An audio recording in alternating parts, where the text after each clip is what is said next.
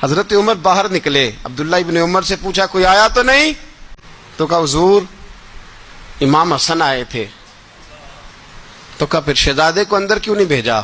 کہا میں نے کہا تھا۔ وہ کہنے لگے اگر امیر المومنین مصروف ہیں تو میں ظہر میں مل لوں گا۔ حضرت عمر رونے لگے، فرمایا بیٹے تو نے اچھا نہیں کیا۔ پھر مسجد نہیں گئے، سیدھے امام حسن کے دروازے دستک دی، امام حسن باہر آئے، کہا شہزادے آئے تھے تو ملے کیوں نہیں؟ تو امام حسن کہنے لگے حضور آپ کا اپنا بیٹا دروازے پہ کھڑا تھا، آپ کا اپنا بیٹا دروازے پہ کھڑا تھا، اور منع بھی کیا تھا آپ نے تو میں زور میں مل لیتا۔ حضرت امام حسن فرماتے جوش جذبات میں جناب عمر نے سر سے پگڑی اتار دی، جوش جذبات میں کہنے لگے حسن میرے بیٹے کا اور آپ کا کیا مقابلہ؟ کیا اس کی ماں کا نام فاطمہ الزہرا ہے؟ کیا اس کی نانی کا نام خدیجۃ الکبریٰ ہے؟ کیا اس کے نانے کا نام محمد مصطفیٰ ہے؟ آپ کا اور اس کا کیا مقابلہ؟ پھر رو پڑے اور کہنے لگے بیٹے میں مکے کے صحراؤں میں اونٹ چرایا کرتا تھا، یہ جو میرے سر پر عزت کے بال ہیں یہ تیرے نانے کے اگائے ہوئے، میں مکے کے خبردار شہزادے خبردار۔ او بھائی اہل بیت نبوت کے ادب کا رنگ اگر سکھایا ہے تو سیدنا عمر نے سکھایا ہے۔ حضرت عمر فاروق اتھارٹی ہے، اسلام کی اتھارٹی۔ یکم محرم حضرت عمر کی شہادت ہے۔ یہودی بول اٹھا، کافر بول اٹھا، اگر 6 مہینے عمر دنیا میں اور رہتے تو دنیا میں کوئی کافر موجود نہ ہوتا۔ 6 مہینے۔ اور جب اس بطل جلیل کا جنازہ اٹھا، اللہ بخاری پڑھیے نا، اللہم ارزقنا شہادتا فی سبیلک، اللہ بسترے کی موت نہ دینا، شہادت کی دینا۔ عمر شہید ہوئے، مسجد نبوی میں نماز پڑھاتے، اور جب جنازہ اٹھا تو مدینے کا پھر پیچھے جو دلیر بچے وہ مولا علی تھے۔ مولا علی جناب عمر کا جنازہ اٹھا تو سب سے پہلی ہائے جو نکلی وہ حضرت علی کی زبان سے نکلی، اور حضرت علی کی ساری داڑھی آنسوؤں سے بھر گئی۔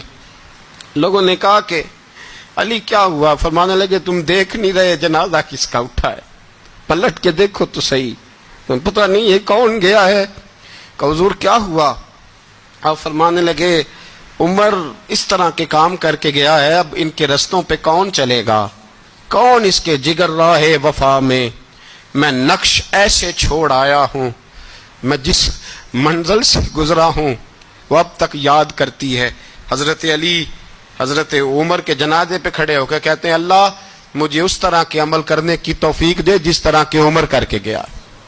میرے بھائی بطل عزیز، بطل حریت حضرت عمر رضی اللہ تعالیٰ عنہ جو اپنی زندگی انقلاب والی گزار کے گئے۔ عمر جب دنیا سے گئے تو 80 دینار کا قرضہ تھا، 22 لاکھ مربع میل کا حکمران، اور اپنے بیٹے سے کہنے لگے بیٹے کوشش کرنا تیرے خاندان والے مل کے میرا قرضہ اتار دے، میری قبر پہ بوجھ نہ رہے، اور اگر خاندان والے مدد نہ کریں تو میرے دوستوں سے بات کرنا، وہ مدد نہ کریں تو پھر علی سے بات کرنا۔ ان کا پیار آپس میں اتنا، اور تو اختلاف ثابت کر رہا ہے۔ 80 دینار کا قرضہ چھوڑ کر حضرت عمر دنیا سے گئے، اور جاتی دفعہ کہہ گئے میرے بعد میرے بچوں کو حکومت کے مشورے میں بھی شامل نہ کرنا، حکومت کے مشورے میں بھی میری اولاد شامل نہ ہو۔ اتنا بڑا شخص اتنا بڑا رنگ دے کے یکم محرم کو جب عمر فاروق کا وصال ہوا تو بیٹے سے کہنے لگے اماں عائشہ سے جا کے کہو میرا بھی نبی پاک کے روزے میں دفن ہونے کو دل کرتا ہے۔ ایک قبر کی جگہ ہے اماں جی نے اپنے لیے رکھی ہے، بخاری ہے بخاری۔ حضرت عائشہ کے پاس صاحبزادے گئے، کہنے لگے اماں جی عمر کو زخم لگ گیا ہے، حالت بڑی پریشانی والی ہے۔ وہ کہتے ہیں اگر اماں اجازت دیں۔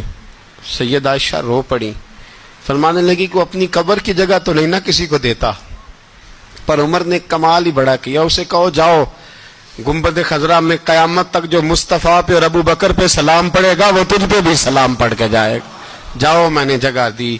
اعلیٰ حضرت فاضل بریلوی رحمۃ اللہ علیہ فرماتے ہیں وہ عمر جس کے آدھا پہ شیدا شکر، اس خدا دوست حضرت پہ لاکھوں سلام، اس خدا دوست حضرت پہ۔ آپ یقین کریں ممبر پہ بیٹھا ہوں، حضرت عمر کا جب نام لیتا ہوں تو میرے وجود کے رونگٹے کھڑے ہو جاتے ہیں۔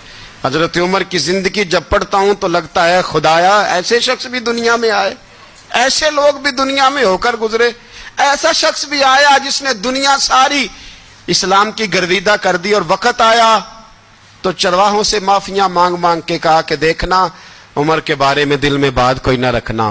اسی لیے قرآن نے کہا ان الذین آمنوا وعملوا الصالحات اولئک ھم خیر البریہ، فرمایا جو ایمان لانے کے بعد اچھے عمل کرے سب سے بہتر وہی ہے۔ دعا ہے اللہ ہماری نسل کو حضرت عمر کے نقش قدم کا مسافر بنائے۔ آخر دعوانا